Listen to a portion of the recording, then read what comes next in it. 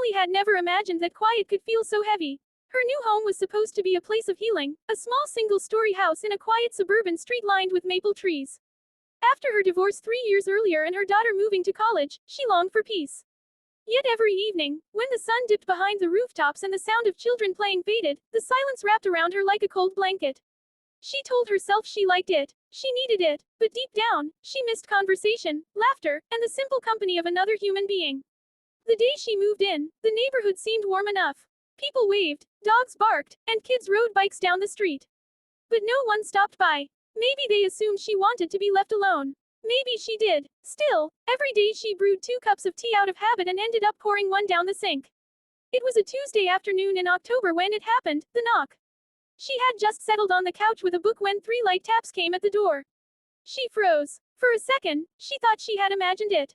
Then came another knock, firmer this time. She set the book aside, brushed her hair back, and went to the door. Standing on her porch was a man holding an umbrella. He looked to be in his mid-40s, with dark blonde hair slightly damp from the drizzle. His jacket was zipped halfway, and his eyes, gray-blue and kind, met hers with a polite uncertainty. "Hi, sorry to bother you," he said with a friendly tone. "I just moved in next door, and my power's out. I was wondering if you might know if it's a neighborhood issue or just me."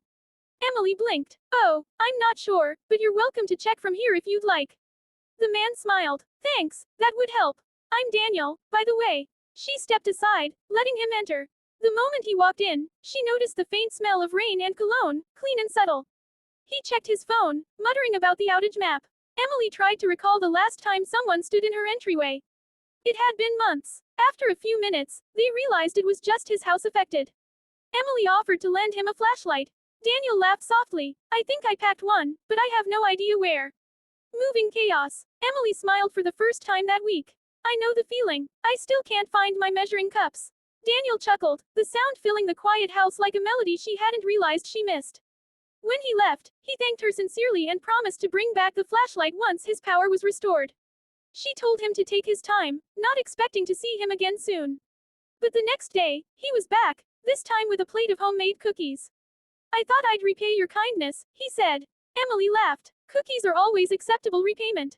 That evening, they talked for nearly 2 hours. He told her about his job in architecture, his love of woodworking, and how he moved there after losing his wife 3 years ago.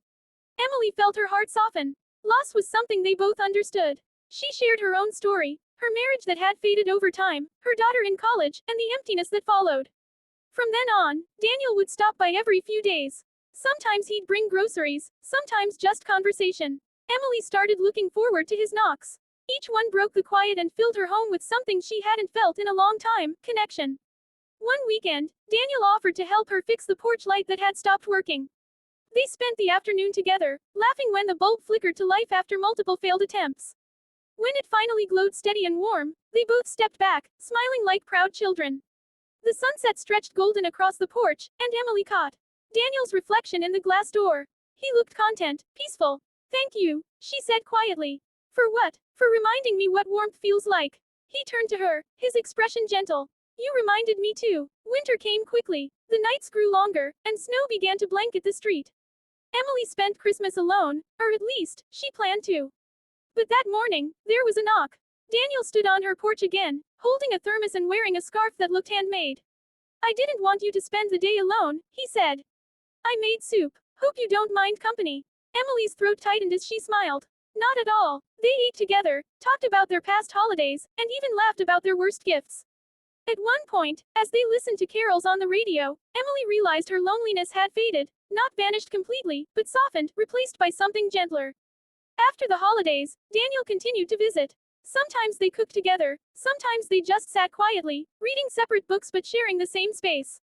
The silence that once haunted her now felt comforting. It was the silence of understanding, not emptiness. Months passed. Spring returned, and with it, a new lightness. The trees blossomed, and birds returned to her garden. Emily started gardening again, something she had given up years ago. One afternoon, Daniel helped her plant tulips along the walkway. As they worked, Emily realized how much her world had changed since that first knock. She no longer waited for someone to fill her silence, she had learned to live in it, to share it, and to let it grow. Then, one warm April evening, there came another knock. She opened the door to find Daniel standing there, holding a small bunch of daisies.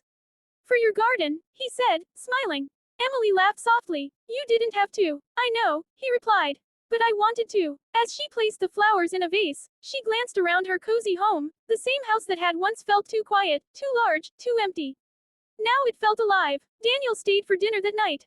They talked until the stars came out, and when he finally left, Emily stood by the door, watching him walk down the path.